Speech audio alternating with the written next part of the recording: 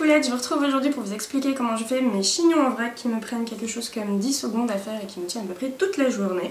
Parce que vous êtes énormément à me demander comment je fais ça. Et en fait, il n'y a pas de méthode. Il y a juste à enrouler et puis fixer. Donc par contre, il y a plusieurs méthodes pour fixer, je le fais avec plusieurs façons de faire. Suivant la longueur de vos cheveux aussi, vous allez voir que vous avez soit avec un élastique classique, soit avec des pinces comme ça. Soit vous pouvez faire avec des baguettes, donc aussi des stylos, des pinceaux, tout ce que vous avez sous la main, pardon. Si vous êtes, je sais pas, en cours ou au travail ou des trucs comme ça. Comme ça, suivant votre longueur de cheveux et puis aussi votre texture, puisque vous préférez, vous allez pouvoir adapter et trouver la méthode que vous aimez le mieux. Écoutez, il n'y a pas grand chose d'autre à dire. Je vous laisse regarder le tuto, je vous dis à tout à l'heure. Première méthode avec un élastique. Ce que je fais, c'est que je le mets autour de mon poignet. Je suis droitière, donc bien évidemment je le mets à droite. Si vous êtes gauchère, vous faites l'inverse. Vous prenez tous vos cheveux. Vous voyez, j'essaye de mettre mes doigts dans mes cheveux pour éviter qu'il y ait... Vous savez, des fois ça fait des bosses. Mais à la limite, s'il y a des bosses, c'est pas super grave. Voilà, je sors 3 mèches, là, histoire de... De toute façon, les 3 mèches, elles vont sortir au bout d'une demi-heure que vous allez vivre avec. Donc vous voyez, j'ai ma couette dans ma main. Je viens choper l'élastique. Je fais un tour, 2 tours. Et le dernier tour, en fait, je le bouchonne un petit peu comme ça. Je le sors pas totalement. Et je viens prendre le bout là et je le rabats en fait. Comment expliquer ça? C'est super trop compliqué. Là, je garde mes doigts en fait dans l'élastique et je tourne ça là pour venir accrocher le petit bout de cheveux dessous. Et puis, bah, grosso modo, voilà, après on rééquilibre un petit peu le volume histoire qu'il n'y ait pas tout d'un côté ou tout de l'autre. Mais voilà, ça c'est vraiment le truc de base. Deuxième méthode avec un élastique, là cette fois-ci je vais le garder sur mes doigts. Donc j'attrape tout, comme tout à l'heure. Je vais, comment dire, je vais laisser mes doigts à moitié dans mes cheveux histoire que l'ensemble soit pas bien lisse et bien rangé comme la première méthode. Je rabats tout de suite une première que je ne sors, je vais pas sortir tous les cheveux. Je rentre mes doigts dans la masse. Je rechappe mon élastique et je fais un deuxième tour. Hop là. Et vous voyez, d'un coup ça fait un truc beaucoup plus fouillis. Alors là en plus comme j'ai les cheveux lissés, forcément ça marche moins bien. Mais si je me lisse pas les cheveux, que je fais juste ma frange, comme mes cheveux sont bouclés, du coup ça fait bien partout. Et ça vous fait un volume plus conséquent et ça fait un truc encore plus loose. Donc ensuite, comme je vous disais, vous pouvez faire ça avec une pince. Donc bien évidemment, vous allez adapter la taille de la pince par rapport à la masse de cheveux que vous avez. Moi par exemple, si je fais ça avec une pince grosse comme ça va pas aller du tout.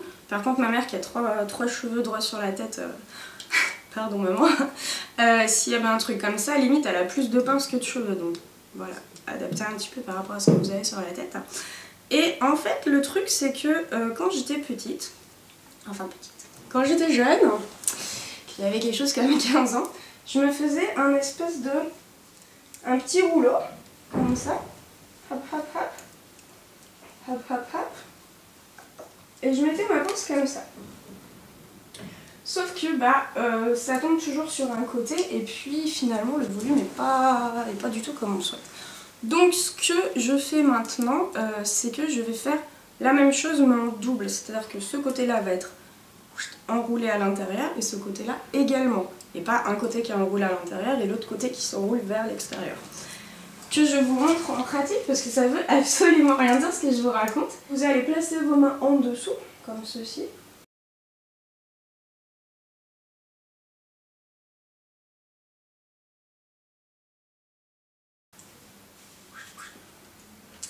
On prend les bouts, on bouchonne un peu.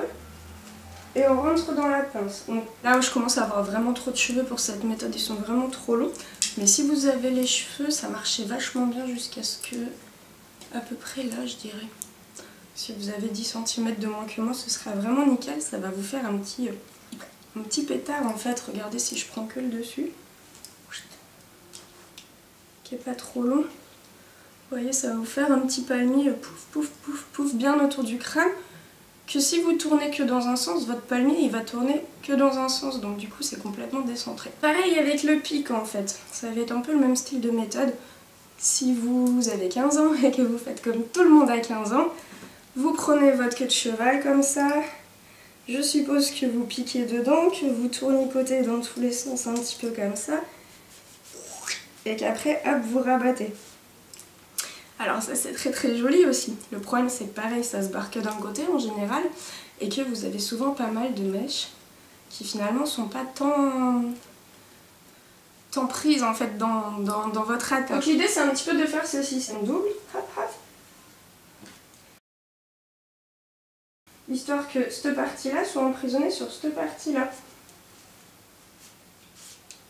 Voilà, comme ceci. Et du coup c'est vachement mieux parce que sinon en fait on se fait notre petit tortillon et on est obligé de le refaire 15 fois par heure, donc c'est vraiment pas agréable. Vraiment pareil, là comme vous voyez je commence à avoir vraiment une énorme longueur de cheveux, donc ça devient un peu plus compliqué pour ce genre de truc, la pince et le petit bâton. Mais ce que je fais avec mon pic en fait c'est que je vais faire un chignon, un peu comme ça, petit chignon de danseuse, donc en fait, vous voyez j'enroule tout sur soi-même en fait.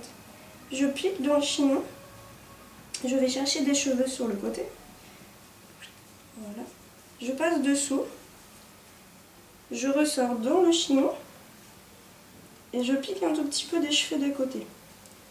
Voilà.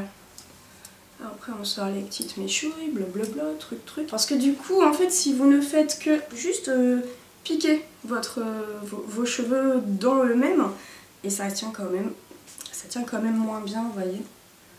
Alors j'ai pas pensé à vous le bouger tout à l'heure, mais si vous rabattez pas bien là, à ce niveau-là et ici, surtout plus vous avez de cheveux et plus vous allez être obligé de les maintenir. Alors, la petite astuce pour quand vous voulez vous faire un petit chignon blouse comme ça, mais que vous avez quand même un minimum de présentation à avoir, c'est de mettre un petit accessoire comme ça, une fleur ou un serre-tête, ou au final un petit peu importe ce que vous avez chez vous.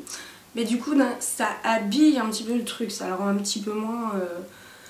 je suis en vrac et ça ira très bien. Mais écoutez voilà, j'ai terminé. J'espère que cette vidéo vous aura plu, vous aura été utile surtout.